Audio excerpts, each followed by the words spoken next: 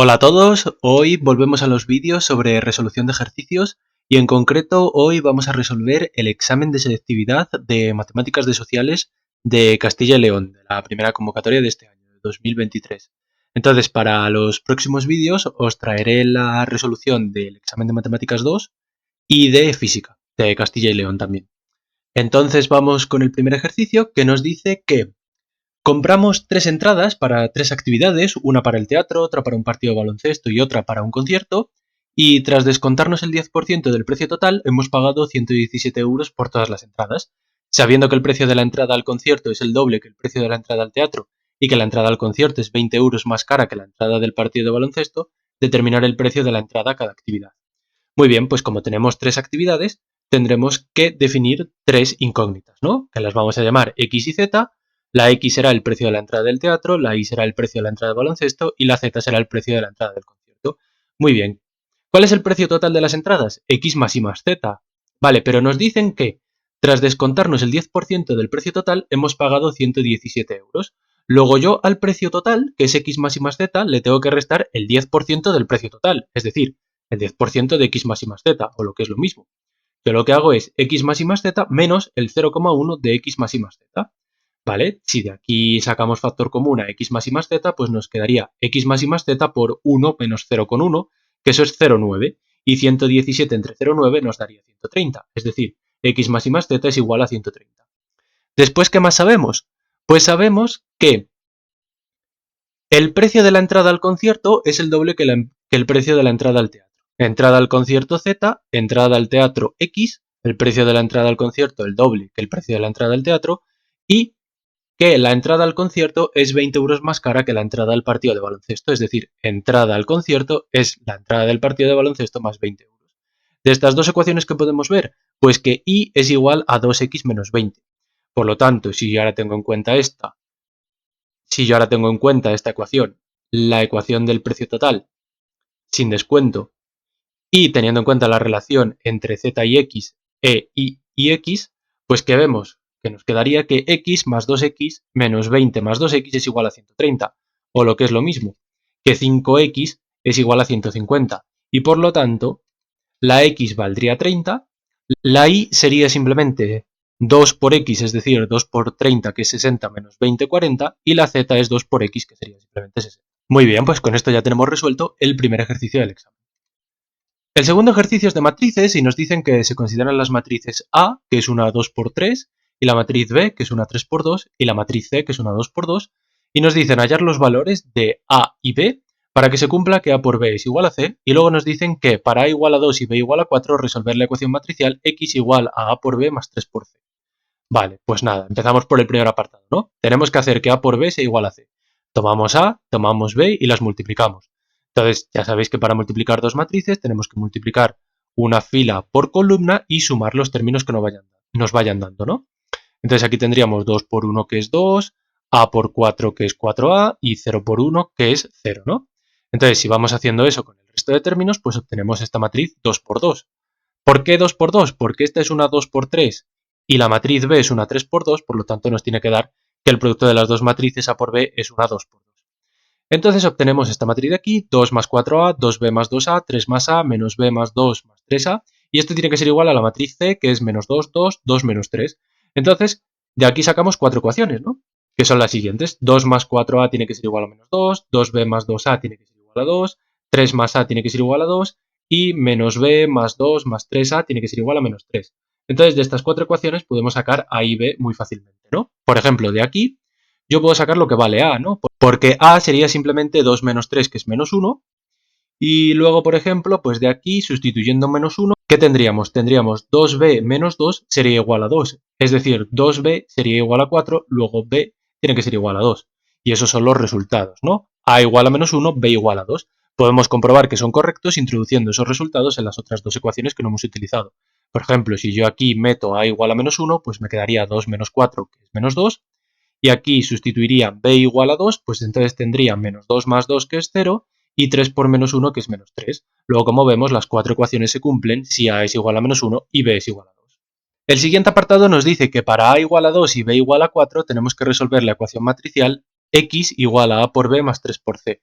Pues nada, cogemos la matriz A, la matriz B, sustituimos que A minúscula es 2 y que B es 4 y luego simplemente tenemos que al producto de estas dos matrices sumarle la matriz C multiplicada por el número 3, que es multiplicar todos los elementos de matriz por 3, ¿no? Entonces nos quedaría menos 6, 6, 6 menos 9, ¿no?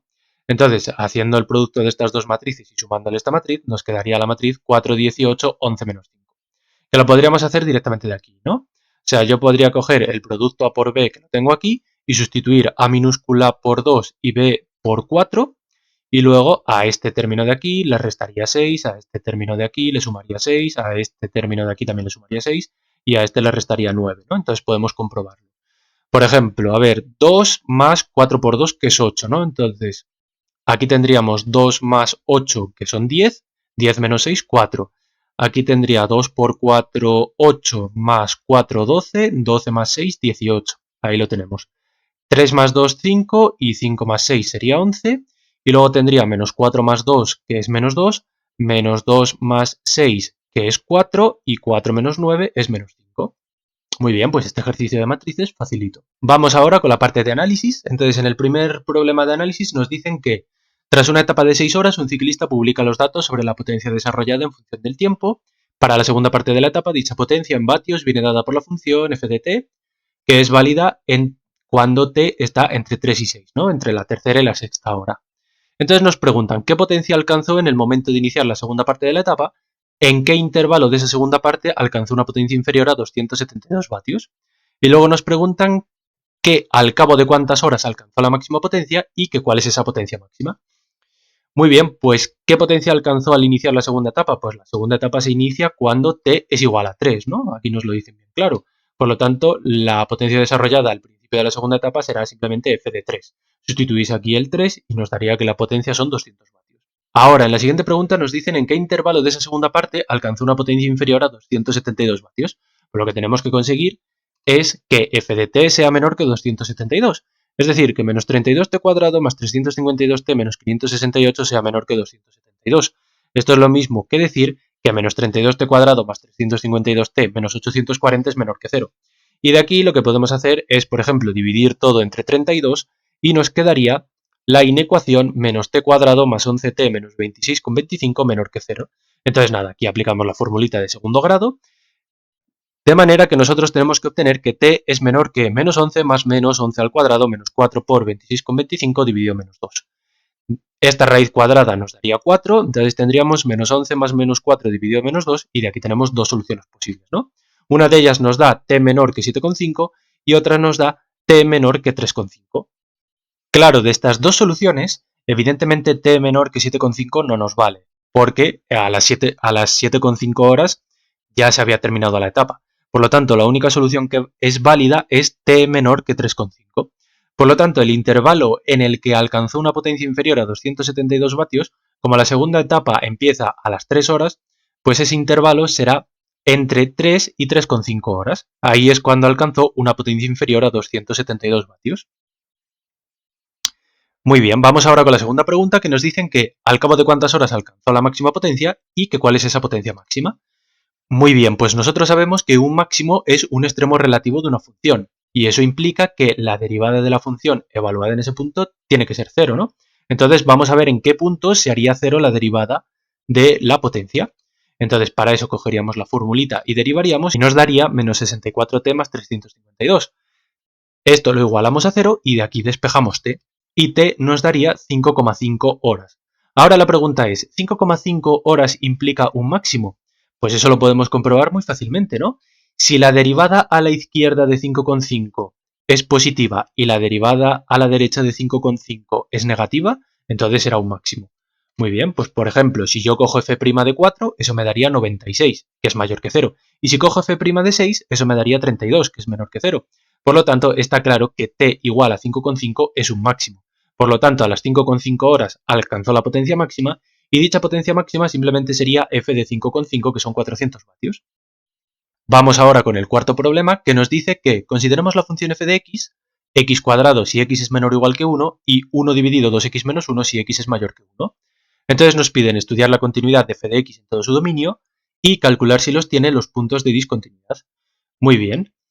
Pues, ¿qué podemos ver? Pues podemos ver que aquí tenemos dos funciones, ¿no? Entonces, la función g de x igual a x al cuadrado, la de arriba, es continua en todo R. Por lo tanto, también lo será para x menor o igual que menos 1.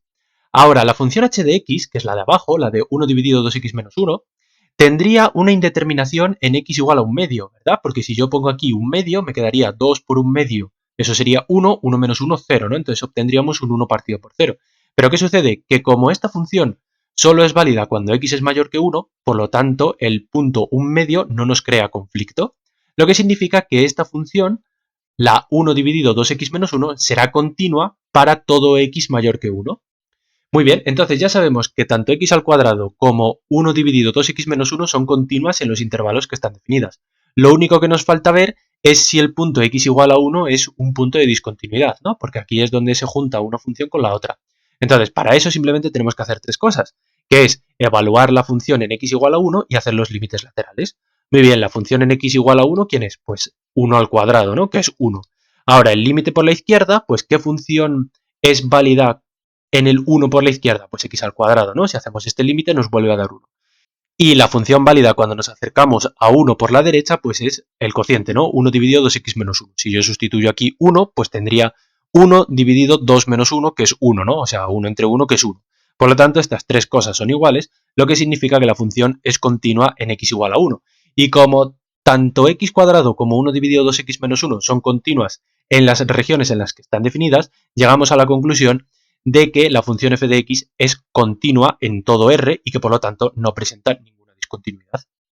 Y ahora en el segundo apartado nos preguntan que calculemos el área encerrada entre f de x y el eje OX en el intervalo 0,1 dibujando el recinto correspondiente. Bueno, pues la función que está definida en el intervalo 0,1 es esta, ¿no? Es x al cuadrado. Por lo tanto, el área es muy facilita, ¿no? Porque el área sería simplemente la integral entre 0 y 1 de x al cuadrado.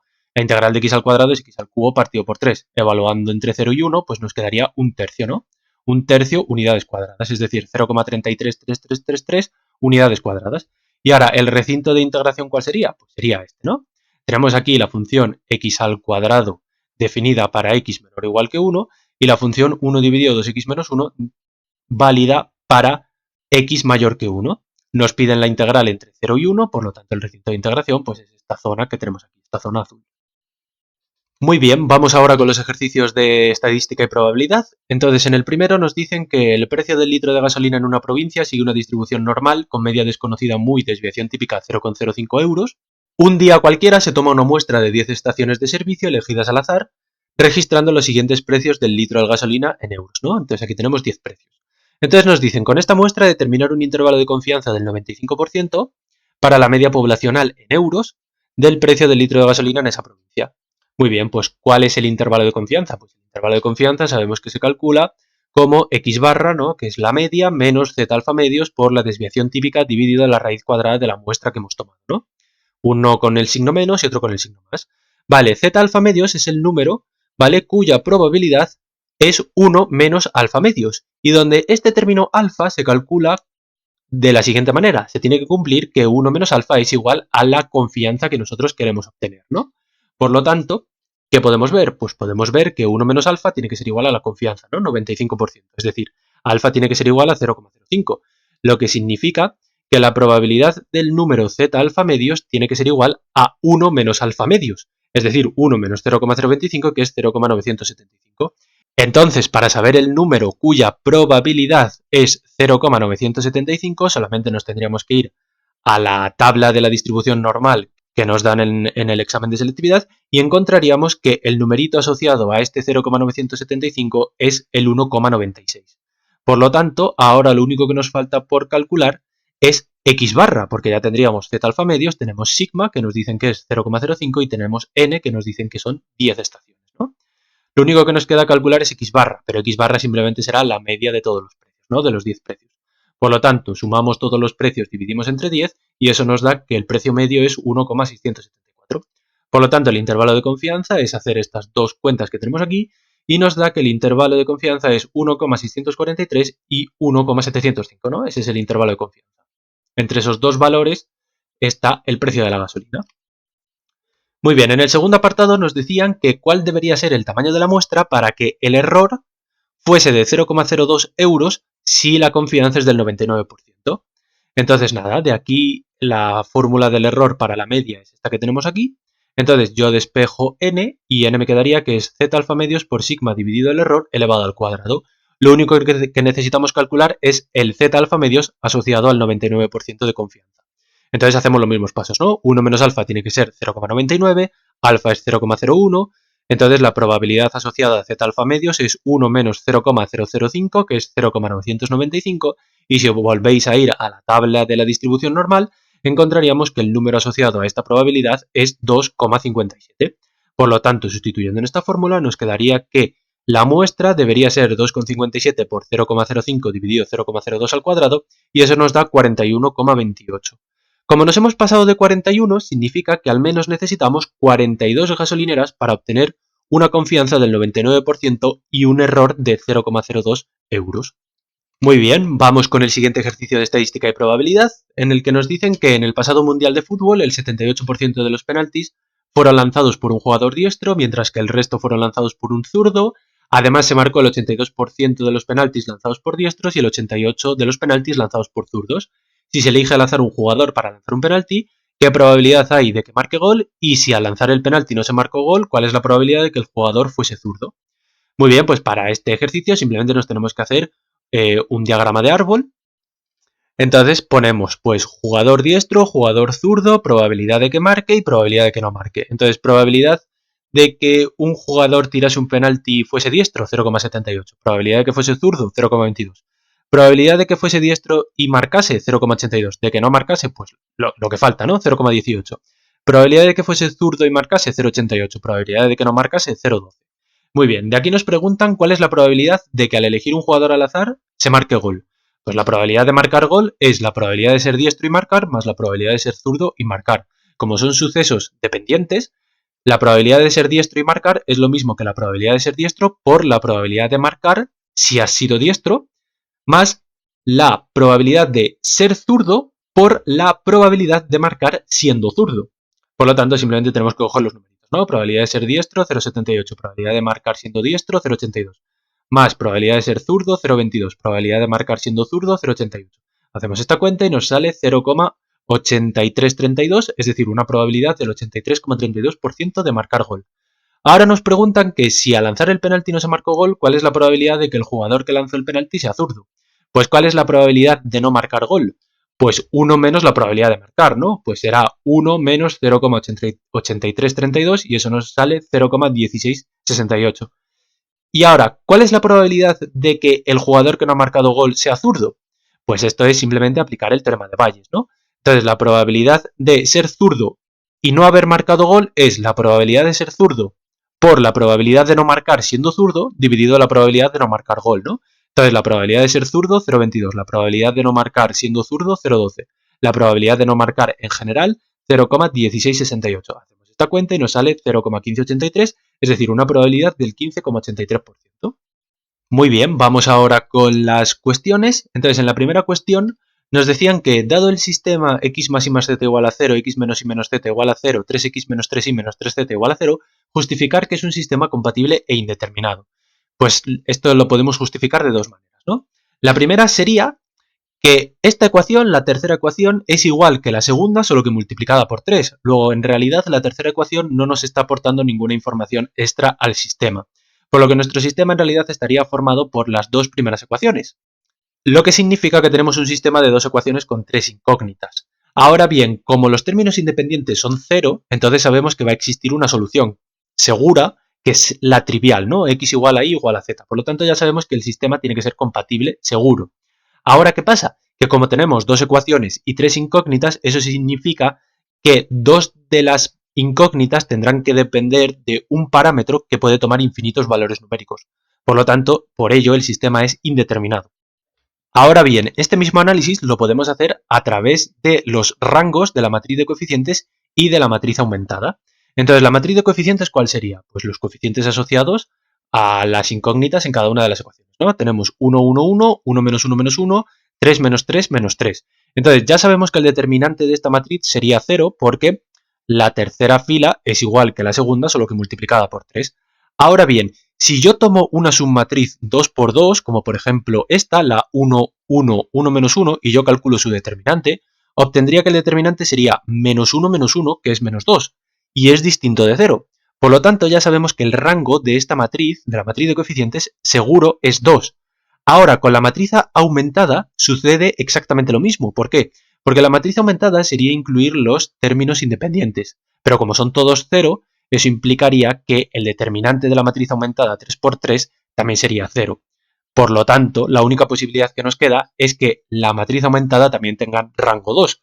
Por lo tanto, llegamos a la conclusión de que el rango de la matriz de coeficientes es igual al rango de la matriz aumentada y es igual a 2, pero 2 es menor que 3, que es el número de incógnitas, y según el teorema de Rouché-Frobenius, si los dos rangos son iguales y menores al número de incógnitas, entonces el sistema es compatible indeterminado.